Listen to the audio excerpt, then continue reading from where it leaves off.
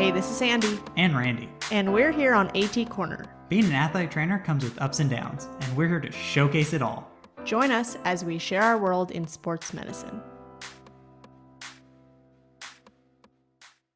Welcome back to another episode of AT Corner. For this story episode, we're going inside. We're talking about some basketball. Oh yeah, outdoor sports. Now it's indoor season. And you know what? It is fitting because basketball's starting to ramp up. Yeah, I've got a game tomorrow. Actually, today at the time of this recording. Oh yeah? I mean, not. Yeah, that's true. You know what I mean. Yes. At the time this episode is released. Mm-hmm. Or that day. I got to get into the mindset. Yeah, it starts now. As the basketball kids say, ball is life. I definitely thought you were going to say ball is in your court. Still, that works. Hey, the ball's in your court. So, as you can tell, we are talking about basketball in this episode. We're going to be going over how different athletic trainers set up. We're going to be going over kit must-haves, lots of injuries, lots of 911 calls, which is surprising. I've never called 911 for basketball. Well, shoot, knock on wood, which is the theme of this episode, by the way. Seriously. We talk a lot about blood. We talk about some tips and tricks. Yes, and we also have a very special guest to help us co-host this episode. And who's that?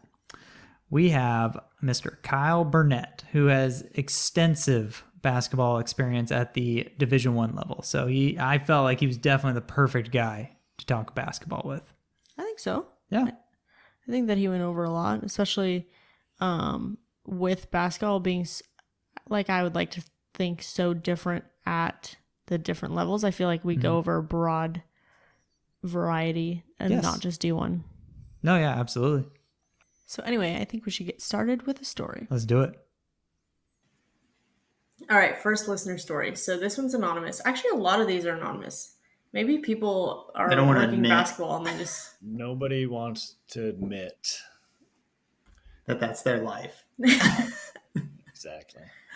So this was actually a little bit of a heated topic because I feel like, well, I only posted one question on setup and I probably got as many answers to fill an entire episode just on the way people set up. Interesting. So someone said, I always set it up inside the tunnel, helped provide patient privacy, had plenty of space, and I was not confined by the bench. I had my kit underneath, an ice chest, foam roller, some towels, and a bike, when available, off to the side. It's kind of nice. One way to do it, I suppose. For your setup, are you picky? Do you like it? Like it has to be done a certain way? Early in my career, for sure, yeah. I used to be very particular with how it was set up, where it was set up, what particular Gatorade was made, and as I've have fewer and fewer students helping me out now that I have to do it, I just kind of set it up as quickly and easily as possible. So I still have some particulars where it's got to go in a particular spot of the court or behind the bench. You have to have certain items in the blood kit just in case there is an issue there. Plenty of cups, plenty of Gatorade, plenty of water, and cheap is as simple as you can. So, it depends on the venue, obviously, as well, like where you're at. Like when I worked at Fresno State, we had a completely different setup. It was more in that tunnel aspect on both visiting benches or home and visiting bench. So that setup was entirely different. It was a little bit more difficult to then go get the resources that you needed, or you had to go to the tunnel to fill up things. And so where I'm currently at, it's much easier because it's right next to the bench and I just stand there half the time now. Nice. That's not bad. Yeah, no, that's not too bad. But that's what I was going to bring up is like where I worked previously, we would set up in between the two benches and there's no way I could do that where I work now. And so I had to change my setup. And someone actually said, this person, so Ann S, I don't know if she works at the high school. A bunch of people said actually that they sit at the score table. And I was so surprised by that because I've never heard that. But Anna said, I sit at the scores table, easy to find, can hear and see both benches, great unobstructed view of the court, and comfortable seating. It makes sense. You'll see, obviously my setting has been primarily Division One, and so that's far different in a sense to high school and junior college where you're covering both benches. Right. We'll have games in which we'll have to cover both sides, but primarily we'll have two athletic trainers taking care of the respective sides. But you'll see a lot of athletic trainers that will sit at the first seat of the bench on their side, and so you get a great view. Relatively, because half the time you're staring at the backside of the head coach because he's standing up and doing what he does during the game. So you get an obstructed view. So I can see why sitting at the scorers table is actually a good spot, so that you're not necessarily needed for both teams. They're self-sufficient in the way that they can get the water and all of that, and you can see you can provide care as needed there. So it looks like we had about a quarter of our listeners say they sit on the bench with the players, but most people sit off to the side, and then just behind that they sit behind the players. I feel like that's a D1 thing, to sit on the bench. Yeah, I think so. Partly because you're only taking care of your own team. Right? Yeah. Mm-hmm. I think I stand a lot of the time now. We've shifted from wearing suits to polos and dress pants. Really? And shoes, and so it's just more free. And through COVID, I stood the entire time, and now I just kind of continued to do that. Different venues, like if we're in away school, I'll sit on the bench just because it's just easier. But at home, I'll just kind of stand and be off to the side. But I've sat behind the bench Okay. at particular times, at the end of the bench. I've never sat at the first seat. I just didn't want to be that close to the coaches, I guess. I feel that. In their realm. Behind the bench was close enough. And it's just hard to get through, right? Like if you're right behind the bench, sometimes it's hard to get through those chairs. So sitting at the end of the bench, you get a little bit better vantage point, although you're obstructed by the team that stands up half the time anyway. So, right. That's why I stand, so I can get a better view of the game and, chit chat with the fans and people that walk by. So, plus, Kyle, sitting's the new smoking. Come on. Yeah, stand up and get a little exercise, and you stretch well and get less nervous during the game. So how do you like the switch to now you're going a little more casual than the whole suit and tie? Game changer. Changer. That might have been the best thing that ever came out of COVID. We would have certain games that we would wear, like if we played in a tournament over Thanksgiving break or something like that, we would wear polos, and that was great. You just feel more free. You're able to move around a little bit better. You're just not so obstructed by the suit and tie. And yeah, while it's great to obviously look professional in that regard, but now, I mean, the polo is great. Like, it's just, you just feel more free. It's been a huge shift, and a positive shift that I'm really thankful for, actually. I feel that. I hated working in a tie. That's why the bow ties fire. Yeah, I mean, obviously you look really good, but it's hard to move around, and sometimes the suits are getting tighter and tighter and tighter. So it's just hard to like maneuver and move around, and you're sweating half the time, and it's just my blood pressure is far better with the with. I bet. Honestly, the biggest thing for me is remembering to bring a change of clothes if I have to wear dress clothes, because I'm used to working Saturday games, and now I have throughout the week, and I'm like, oh shoot, is it a game day? Oh man, I have to bring clothes. And you can't work in them. Change. I have to figure out time to change. Clothes. No, I'm not going to work in dress clothes. Can't work in those.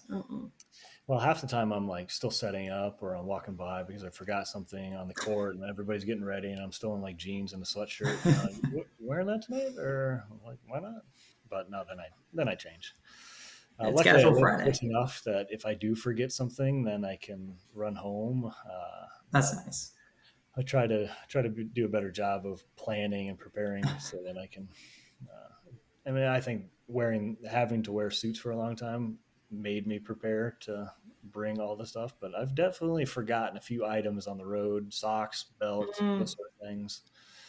And sometimes you may not be So, that close to a store to go buy something. So so ice sometimes, bags and pre-wrap before. yeah, you got to be pretty resourceful on some of those things. Or Yes. before the no socks were cool, you were wearing no socks. So So this next one is from Anonymous. They said, I give each of my players a Gatorade bottle at the beginning of the season. They always set them down behind their seat on the bench, so I have easy access to hand to them when they sub in and out. It's easy for me to walk behind the bench to check on everyone, give them towels, etc. I love it, especially at home games, but sometimes when we travel and the bench isn't set up the same and I can't do that, then I just stand off at the end of the bench.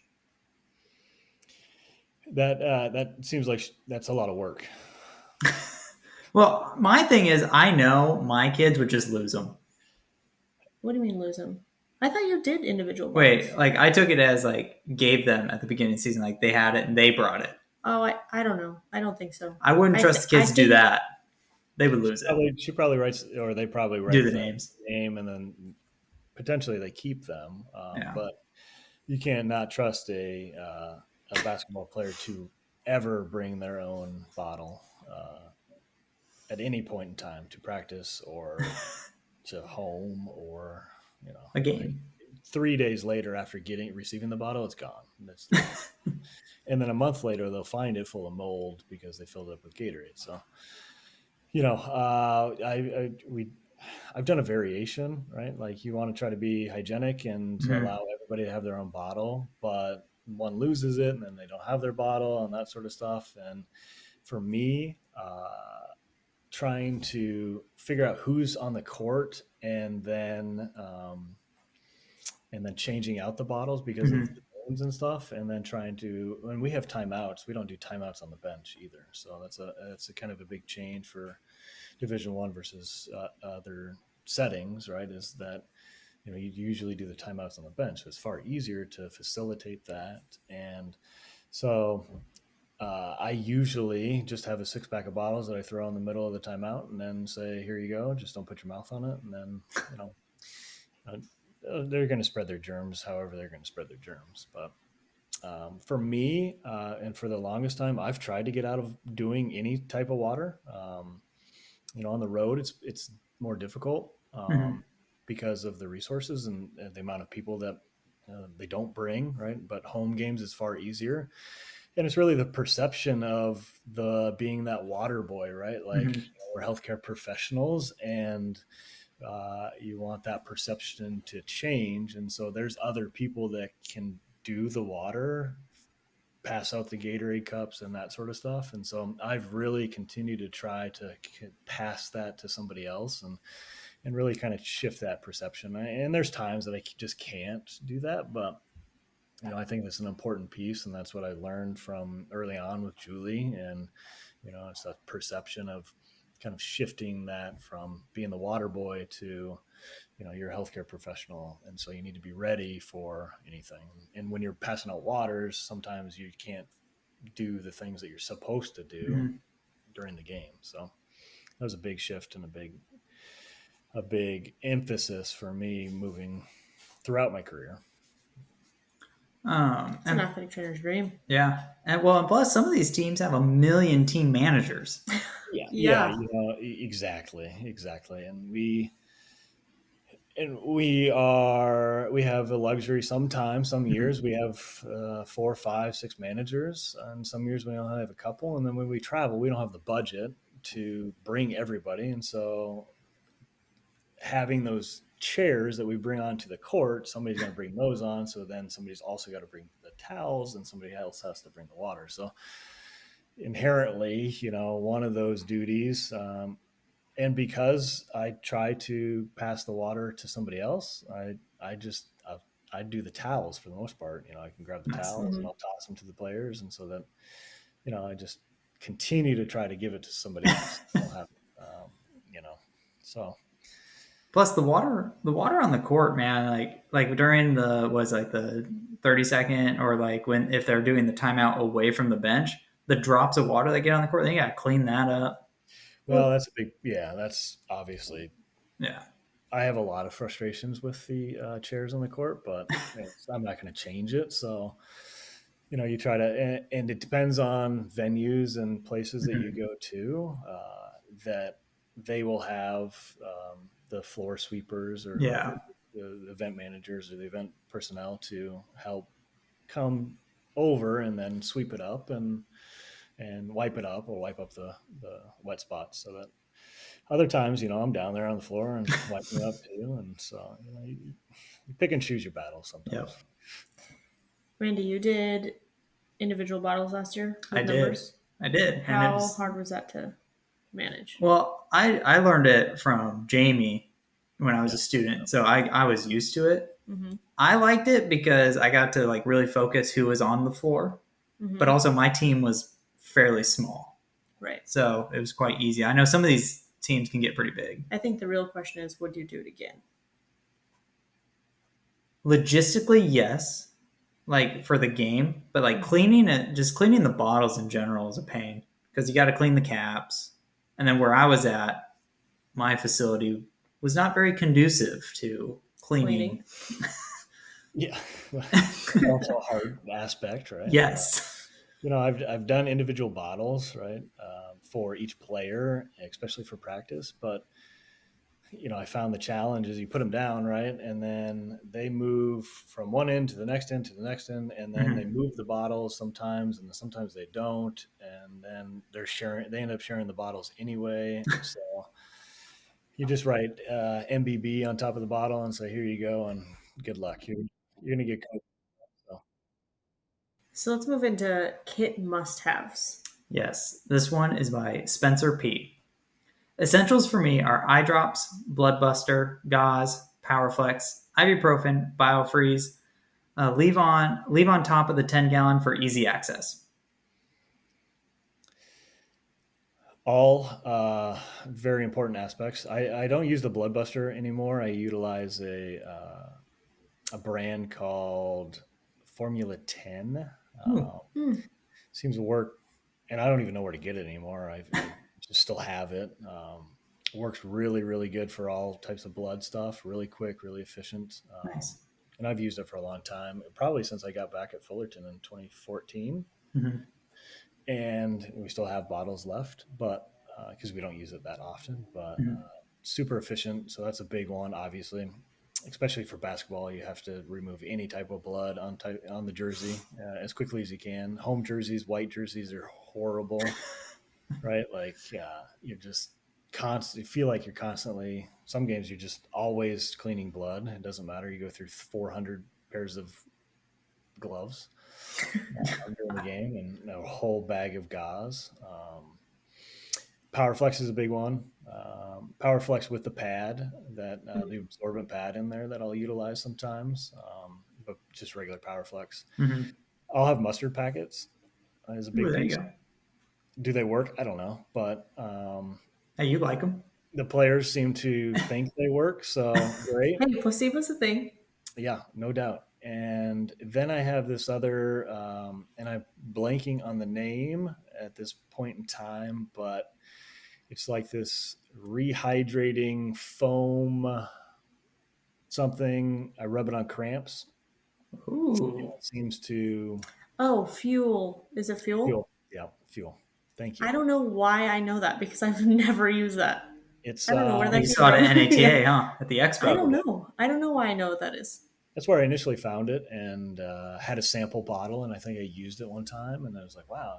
I don't know if it works, but it seems to stop their cramp pretty effectively. Like once they start to cramp, like you just need time, right? Like in Yeah. basketball, you don't have time. You need to Right. get back out there. So here's some tools and things that you Mhm. can throw on there, and they think that it might be working, and I don't know if it is, but you make do with it, and that seems to be one product that I have to have because Okay. it might work, and I think it does work. So, or it helps. It helps, and for me, cramps are one thing that like I I can try to prevent, and obviously we try to do certain Mhm. things to increased sodium content and all these other type of electrolytes and things that we can do beforehand. But we know that basketball players do not hydrate well and eat well and do anything that they're probably supposed to do and stretch and all this and recover well. So, trying to have something that when they do cramp, it decreases the time that they're out. So, because once they start to cramp, it's pretty difficult to. It's over. It's almost over. But I think that this product particularly helps. Eye drops are a big piece, right? Like that. Cough drops seem to be a pretty important one at particular time. Yeah. I know we use hydrogen peroxide. I've always used hydrogen peroxide to get out blood. Yeah, that's what I did. Part of the reason why now is because we have literally 30 bottles of it. I don't know who ordered them, but we have so much. I know some people use contact solution to get it out too. Oh, I haven't tried that. Contact solution, but blood buster, hydrogen peroxide. Blood buster is obviously a pretty That's a big one. big one. There. I've never really used blood buster actually. Yeah, I would I'll use have peroxide. it, but yeah, peroxide's my go-to. I've usually used peroxide. I'm a pretty big fan of the Formula 10 one. So Must have like looked you into spray it. it on and then like wipe, and it's gone. It's pretty impressive. I don't even know if they still make it. I'm still using the old bottle. Hey, you got to ration that then, just in case. Yeah. No, the worst is when the blood's on the court. Oh my gosh. Luckily, I haven't had too many of that. And knock on wood now. Yeah. Gotcha, Kyle. I haven't had too many instances where that's been a huge problem, right? Yeah. You'll get drops in here and there, but not excessive. Yeah. Until now, until next week probably. Yeah. Look at what we've done. What we've Jinxed created them. at this point. So we have this next one. Audric W. My top 3 craziest basketball injuries in no particular order. An athlete was elbowed in the cheekbone and just shrugged it off. He went to blow his nose after practice and blood filled his eye while his cheekbone was swollen instantaneously. He ended up having an orbital fracture. Yeah. During a basketball game, an opposing player head struck the mouth of my athlete and split his top lip into 2 pieces. I actually put it back together with steri strips and skin stitch and then sent him to the ER. He needed quite a bit of stitches for that one. And then 3, 2 of my athletes bumped heads during practice. One bit through his tongue and the other bit through their top lip. For the orbital fracture, he finished practice and everything. He thought he might just have a bruise. He was at home and then he tried to blow his nose, so when he called me, all I could do was refer him to urgent care. Fun fact, the 3 orbital fractures I've had all presented similarly, and they had no clue until they went home, blew their nose, and instant swelling. I'm curious of the nose blowing as well, since 3 of them presented immediately after, which is obviously highly contraindicated. For him, urgent care just took images to make sure it wasn't a surgical case, and then recommended he take 4 weeks off and then come back. Basically, it was a wait-and-see situation because it was a clean break with no malalignment. He came back to play without a face mask either. Wow. Yeah, I mean, obviously, a lot of times when you fracture that orbit, then you're opening that sinus cavity. So when you do blow your nose, then you're getting that pressure that pops through. Mm-hmm. I just had a guy the other day. I didn't have an orbital fracture, but I did. He got struck right in that area, and he was checking him out. And I always have them like blow their nose. I'll have them plug their nose and blow into it and increase that pressure to see. And then I'll obviously have them look up and down and all that kind of stuff. But luckily, I haven't had that. I've definitely heard instances where that's a big issue. A lot of lacerations to the eyebrow, area for, I had a guy right in the eyelid area. Ooh. How? About a month ago, maybe. He was right in the fold, right in the crease. So like when he opens his eye, you couldn't really tell. When he closed it, then you can tell. So I was like, and for me, any facial thing, I always try to refer for a stitch just because it's their face. And, I want them to have, as nice of a face as they came in with, as whatever, as relative as that may sound, but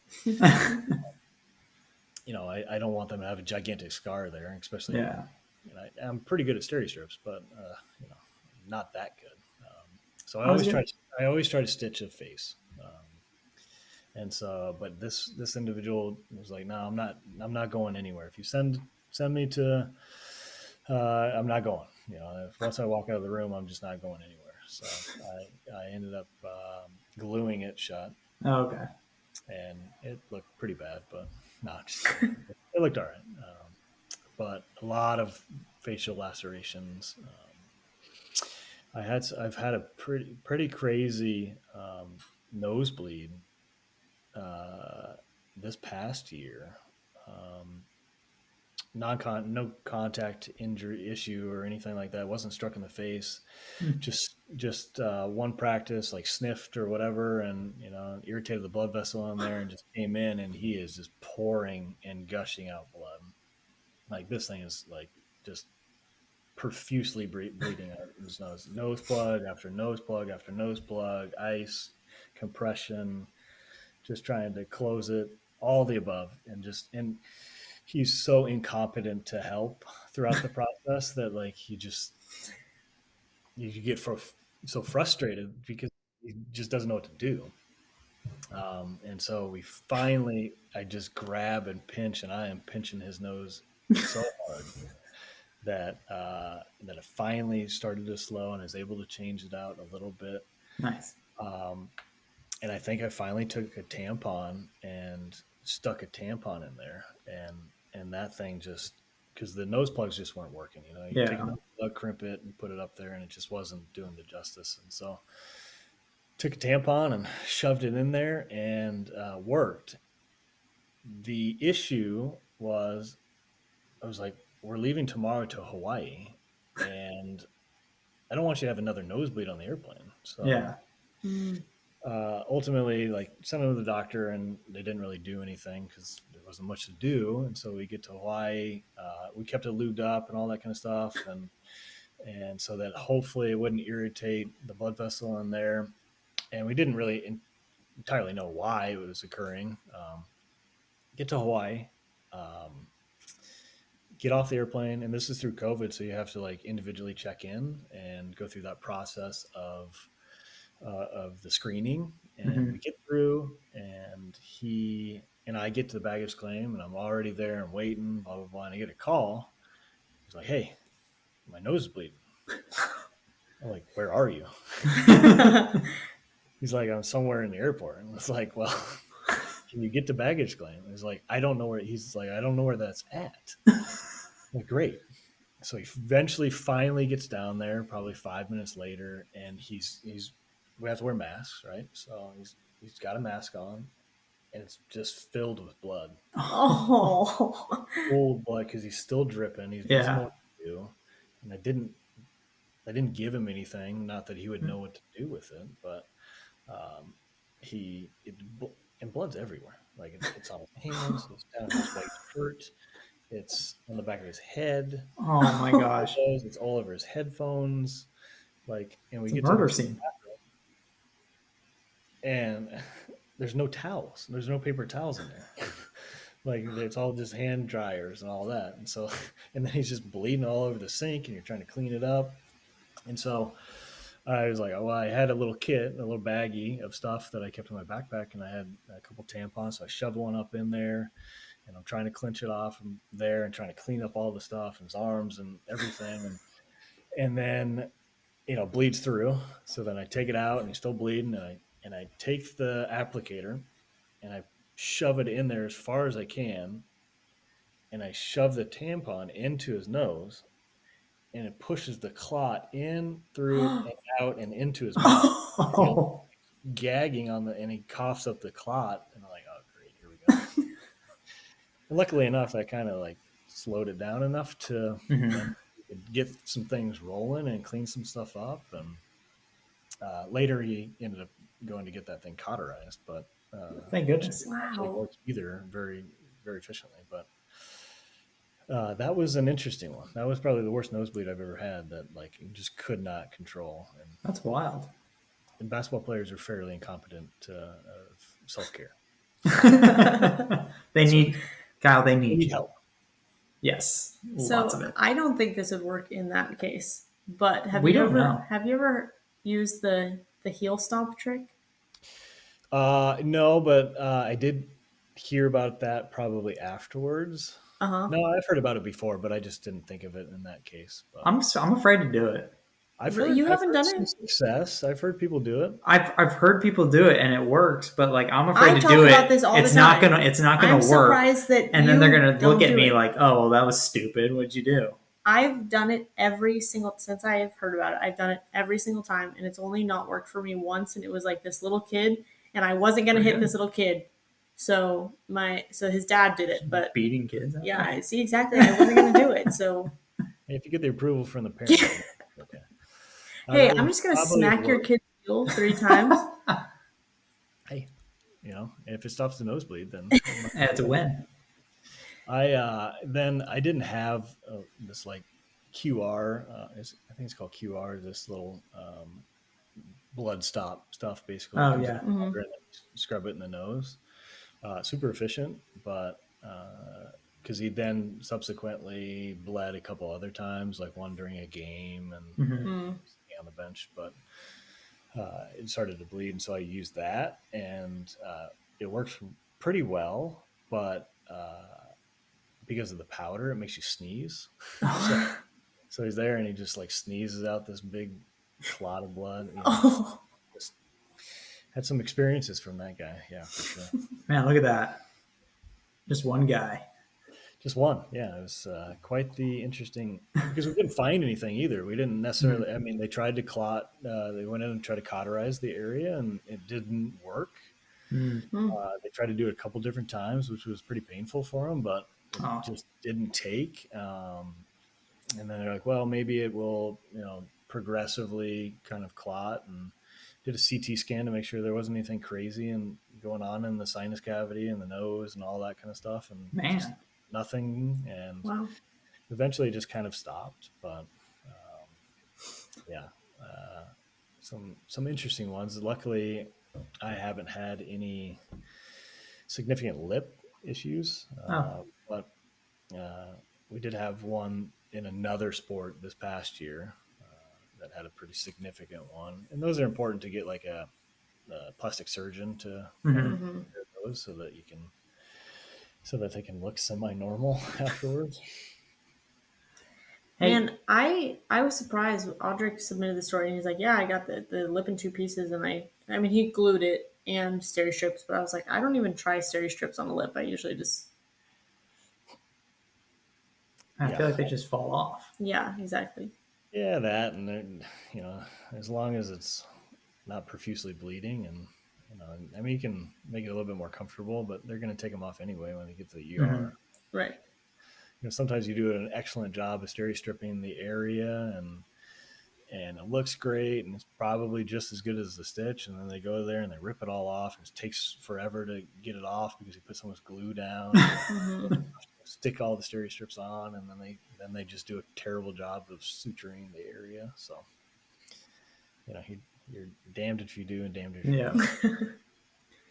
Hey, you know what? I did have an athlete one time. I told them when they went to the ER for stitches, I was like, hey, ask for the plastic surgeon, do it as a joke. I didn't think they were going to ask because this girl, like, she was in high school. And I guess, like, I think it was homecoming. I don't know.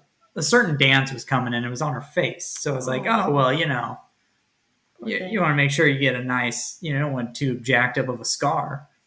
And I texted her to make sure, like, I texted the mom and stuff, and I said, like, hey, like, how's everything going? And like, oh yeah, we're just waiting for the plastic surgeon. I'm like, oh my God, you actually really did it? They probably had to wait an extra 3 hours, but I think so. They were there a while. Yeah. They're like, this is usually they're not sitting around, that's for sure. Yeah. Plastic surgeons, at least, but usually they're on call. All right, so this next one's by Anonymous.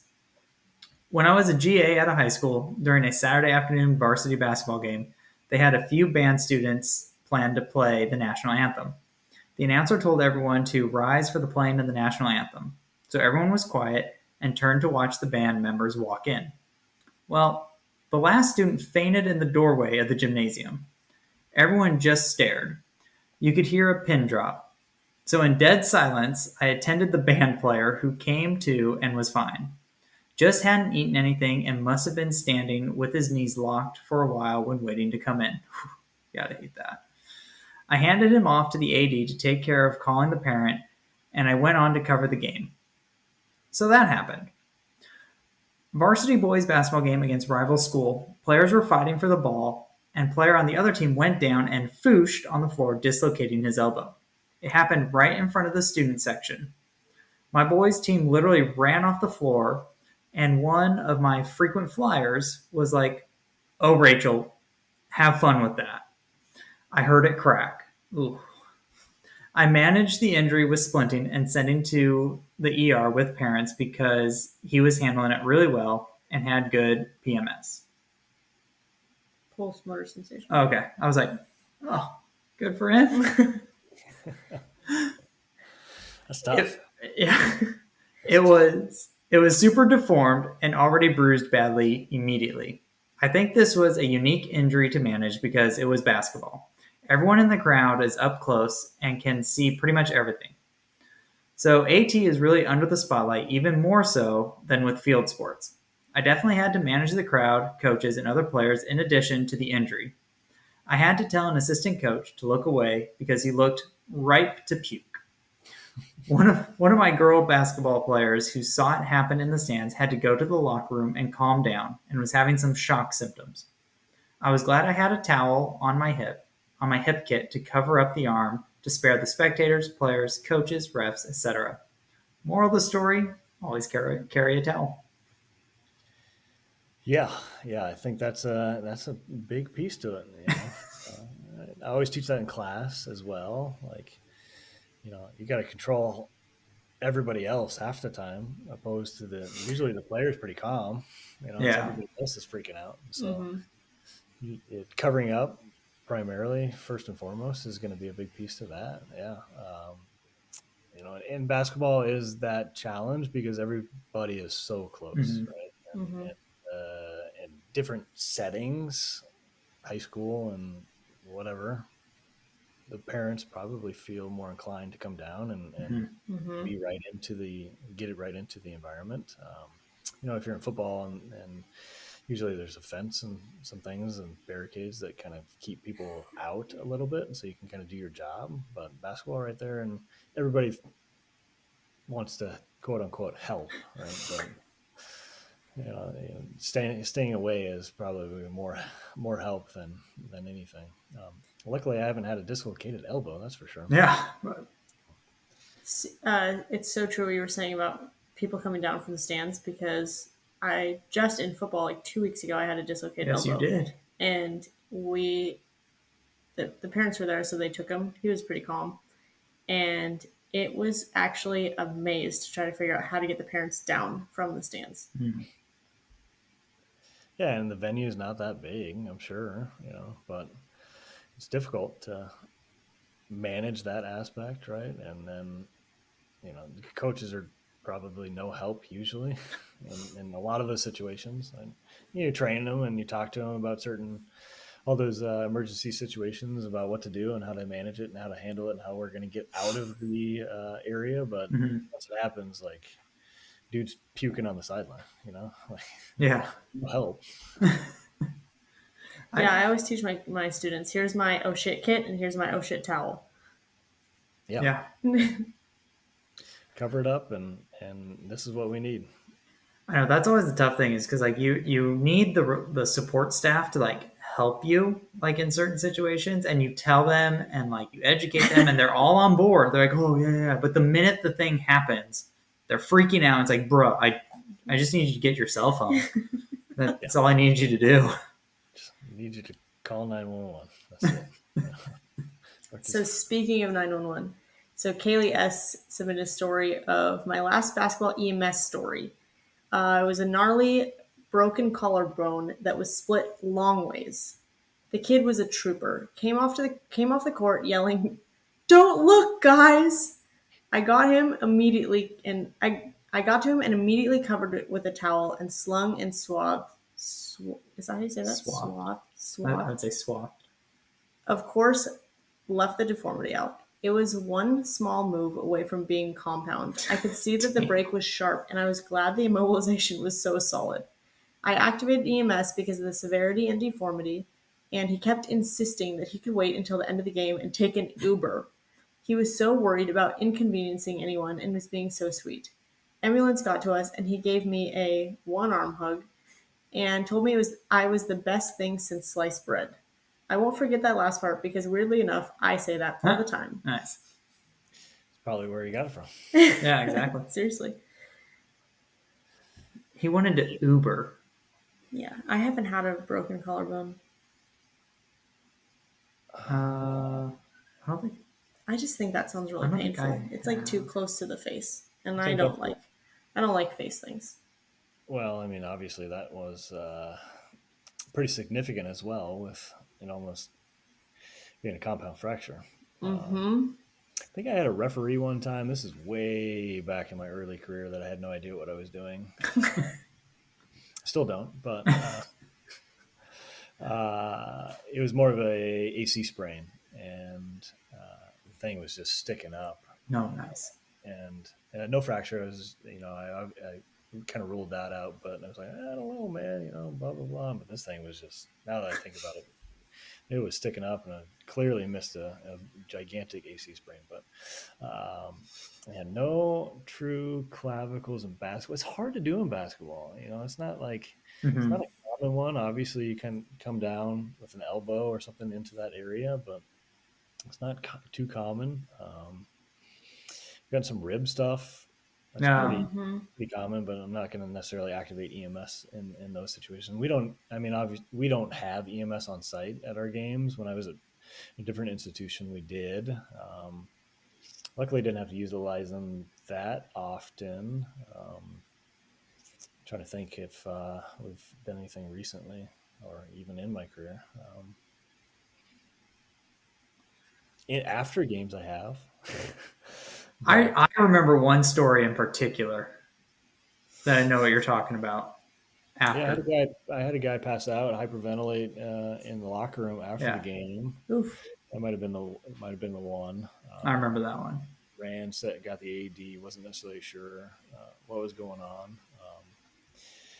It's probably not my finest moment of things, but still alive, still doing well. Well, what's tough is like it's after the game, so you're like already in like, all right, I'm ready to go home mode, and like you're not thinking anything's gonna happen. I was in the hallway chatting with people. They're like, "Hey, so and so went down in the locker room." So you're like, we had just lost, so I didn't know what it was. I didn't know what was going on, and get in there, and he's just uncontrolled. His respirations were super rapid, and a lot of it, he just wasn't really alert, and so ended up calling after a little bit. So and kind of ruled everything out. Once the EMS showed up, he kind of started to calm down and started to come back and chatted with him a little bit, and then after let him go home, and after everything was pretty normal at that point. Following days kind of ruled everything out, but in those instances, in those moments, you just kind of have to remain calm, like we want everybody else to do, and kind of check off one thing after the other, and go through the process. But that was an interesting one. That was for sure interesting. All it took was EMS to get there, and everything was better. It's usually how it happens, right? Like, anytime I send my kids to the doctor, like they're fine the next day. So like, why did I go to the doctor? When I call it, as soon as EMS shows up, the kid's fine, right? Like, we call EMS far more times for other sports than basketball games, it seems like. That's good. We had someone who actually submitted a story pretty similar. Anonymous. I had a high school male basketball player come off the court for a timeout and pass out on the bench. It was the end of a close game, and he had played the entire game.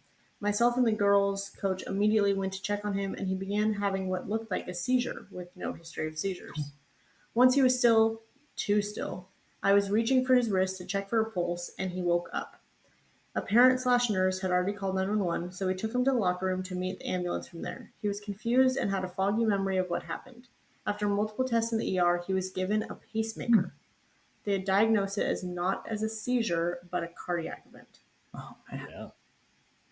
Which I feel like is, like, when I think of basketball, I think of that. Cardiac. Yeah. I think of cardiac. Yeah, that's the biggest or more scary part of basketball. These guys are so big, so large. Hypertrophic cardiomyopathy is a big piece to that, right? You always try to rule out those aspects with a good family history and a good physical, but not always is that case, right? Like, just even, for example, the blanking on his name, but the individual player that was at University of Florida, right? They have all the resources in the world, all the above. He did have COVID at one point, but returned to activity. Everything was back to normal. The baseline. They do the echo, cardiac issues, all that kind of stuff. He plays, playing fine, comes out of a timeout and collapses on the floor, right? Like, you don't know those instances. A lot of times when you have a cardiac event, you'll get those small little seizures it looks like a seizure, but it's not. Interesting. Sometimes you get like abnormal breathing as well. Yeah, those are always, and like my basketball player that was in the locker room, right? Those are always the instances, and those are the things that you go to, like, are they having a cardiac issue? Right? And those are the things that scare me all the time, right? Like, you can do all the tests in the world, but you just may have an event at some point. Yeah. They can be completely fine until they're not. Yeah. No, that's true. Yeah. So we had a couple more 911s, actually. 2 more. We have a dislocated ankle. Okay. What were you saying? Oh, you can read it. This one's by Anna. Didn't have my phone on me because I had set it down in the ATR prior to the injury. I'm worried about doing that. No, I always have it with me. So I leave it. I charge it, and then I leave it, and then I feel around in my pocket. Where's my phone? So then I have to run quickly to go grab it. Wait, hold on. I gotta go get it. Wait. Yeah. Don't start the game yet. I gotta get my phone. Very obviously dislocated. Luckily, circulation and neuro were intact. I splinted and immediately transported to the ER. It spontaneously reduced. I know, super unlikely, but it happened while waiting 45 minutes in triage. Huh. Probably made him feel better. Yeah, I was gonna say, look at that. Felt great after that. I literally pulled up my phone in the ER. Gave her my headphones, and pulled up Finding Nemo on Netflix to help take her mind off of it. Luckily, her pain wasn't insane. The doc there tried telling me that that's impossible and she probably just sprained it. I followed up with our team doc, and according to her x-rays, she clearly dislocated it due to the gaping in the ankle mortise. No fracture and no tearing. She was just very loose bilaterally. She did eventually need a surgery for it. I still think the spontaneous reduction, that's pretty cool. I've heard stories where they'll go to it's just clearly dislocated, and they'll one instance where they go to grab it and go to like hold it or test it, and it just slides right back in. Huh. Like, oh great!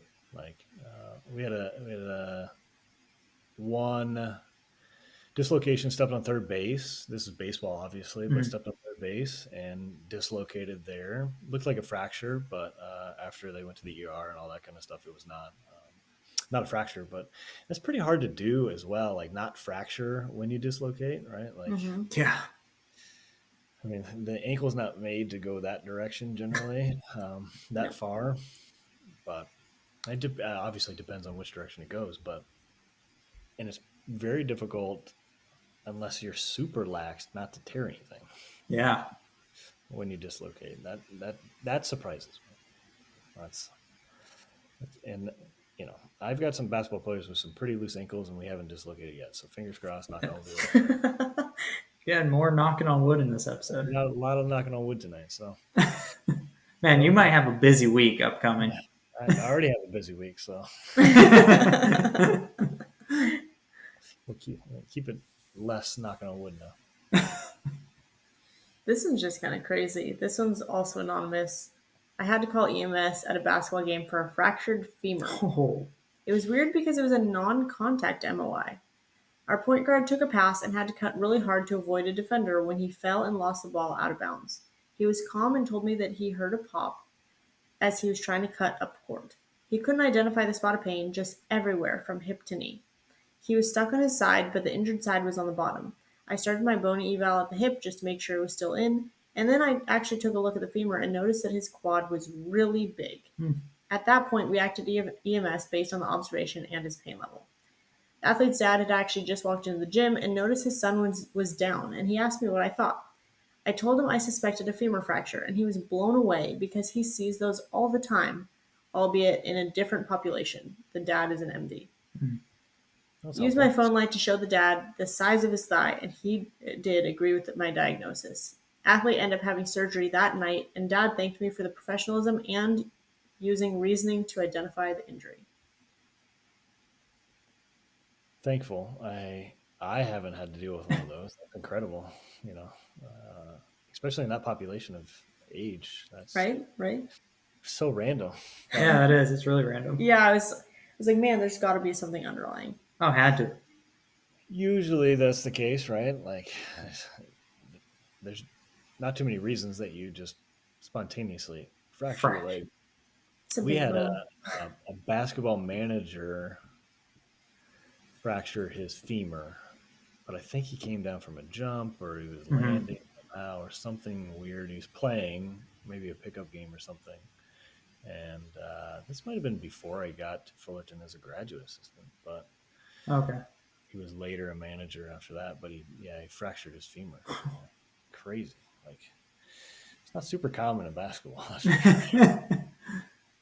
And especially because these guys have such long levers, right? Like those femurs are pretty big in some of these individuals, and they're not some of them aren't that strong either, but there's generally an underlying condition. Jesus. Speaking of big femurs, I was stretching one of my guys last year, and he was on the floor. I was stretching his hamstring, and he looks at me. He's like, "My leg's almost as tall as your body." And I was like, "Oh my gosh, you're right."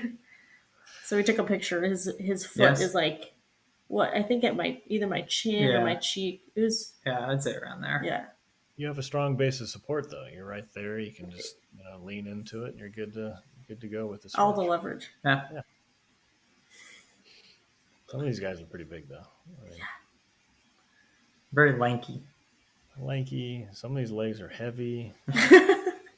I've gotten. I give it to our strength coach now. I've gotten out of trying to stretch guys before games and just kind of stand off to the side. And used to be far more active and involved than when I was younger.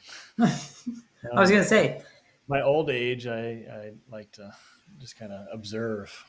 Hey, it's a lot getting down on the court and like moving these legs. Gotta get up. You mean supervise? Yeah. Yeah. Then you're wearing a suit. Then when we go back to the suits, right? Like a shirt and a tie, and you're sweating before the game, and it's not a good look. It's just not fun. No. All right. Tips and tricks now? We got one more. This is the last listener story. This one's also anonymous. Like half of them. All of them. Nobody wants to.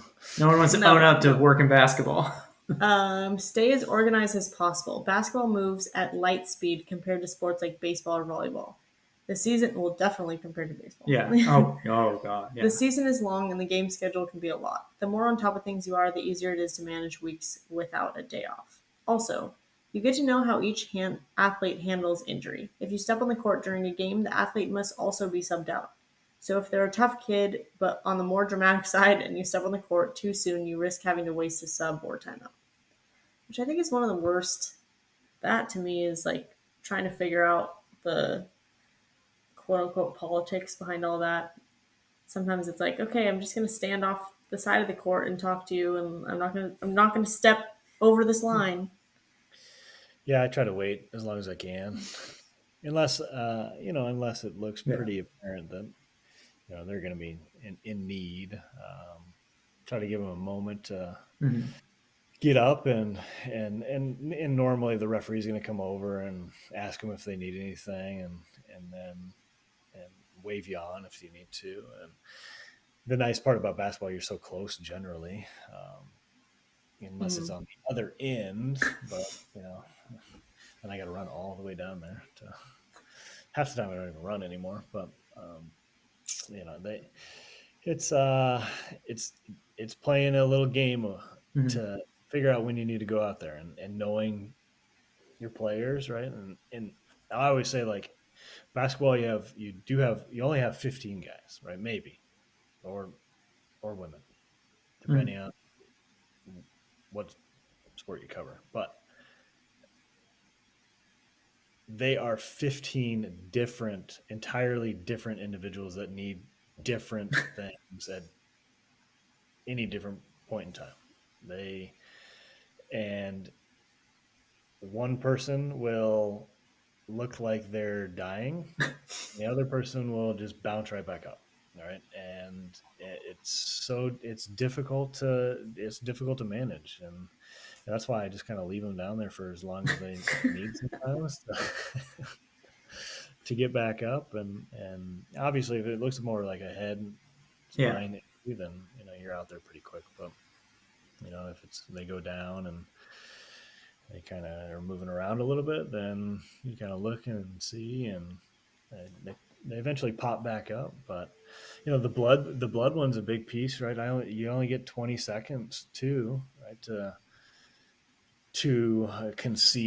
stop the bleeding and conceal it as best as you can, and then they can return. So a lot of times, like, my coaching staff's really good now that they'll sub them out anyway. Like, if they look injured or something, they'll rather sub them out quickly so that they can get assessed, or just take a moment and then go right back in, because then they can get a fresh individual in there, a fresh body to kind of go back and play. But it's kind of a cat and mouse game a little bit. Yeah. See, that was my favorite thing with soccer is if I'm going out there, right, same thing, they got to be subbed out. Even though some refs are very lax on that rule. Your refs are, I feel like. Yeah, it was hit or miss. Some followed it and some didn't really care. But go back in, whatever, I don't care. Yeah. And I always used it to our advantage. I would walk the longest way to get our girls off, because I was like, you know what? If anything, they like the break. Because even during this past weekend, it was our conference tournament. We were going into overtime, and one of our girls got hurt and went out there. And I started walking, and one of the girls was like, "You need help, like carrying?" I'm like, "No, we're gonna walk." I feel like some of your games have been so hot too. Yeah, this year was hot. That's the nice thing about basketball. The indoor life's not bad. You can't. I mean, you don't get any sun, but you don't get rain. That's true. It's generally a pretty comfortable environment. And when we travel, right, like, you go from the airplane or the bus to the hotel to the bus to the arena. You're outside in elements for 5 seconds, maybe. So you can't beat it. It makes you a little soft in a way. Spoiled, I guess, would be a better term to say. There you go. So but it is nice. I like to change it up every so often and go cover a baseball or a soccer, and so that. No. You know what, Kyle? You know what I've noticed you're doing now? You're covering some track. Yeah, you're covering track now. Cross country, to be exact. Hey, the sport of kings, right there, sir. I do have a new appreciation for the sport. I do think it's. I mean, I know that they're running at their peak. Yeah. Ability and their full exhaustion when they get to the end, but I still feel like it's a little dramatic. 100%. 100%. I think if I was to race the way that they race, I would probably die at the end. Well, I wouldn't make it to the end. So clearly, I know that for a fact because I've seen you try to run a race, and you did. That's right. Pure athleticism. Pure. And hyperextend both your knees on the stick. Yeah, that was which is- brutal. I think you still have problems, right? Yeah, that was pretty brutal. I felt that one in my spine. Yeah, yeah. That was bad. Don't run again. Just don't do it. So, I've expanded my knowledge. Look at you. My coverage depth is greater now. I've 2 cross country events on the books. Hey. I'm getting outside a little bit. I don't like it, but I'm getting out there. What else we got? That's all I got. And I guess probably the last thing for me is for the AT that has never worked basketball. And Oh, all is this an action item? I guess so. In a non-interview episode, we'll go with an action item. For the AT that has never worked basketball, all of a sudden, hey, they're in it, they're working it. What would be your biggest advice? I don't think it's any different than any other sport. Mm-hmm. Right? If you've worked football, you can work basketball. Right? And I've worked basketball for a long time, right? But I can go cover a football game if I want to. I don't want to. So I'm not doing that. Right? How you treat injuries, how you prepare for games, how you manage the athletes across the board of this thing. I think understanding the demands of the sport are always the differences. When can I go out for a timeout? What is the operation that we do things? Where do I sit during the game? Those simple aspects to that process, and just enjoying the game, right? Enjoy the competitiveness. I think basketball, like we talked about already, is so much more demanding than some sports. And so the competitive pace, the pace of play, things happen really, really quick. And so probably the biggest point is you have to pay attention.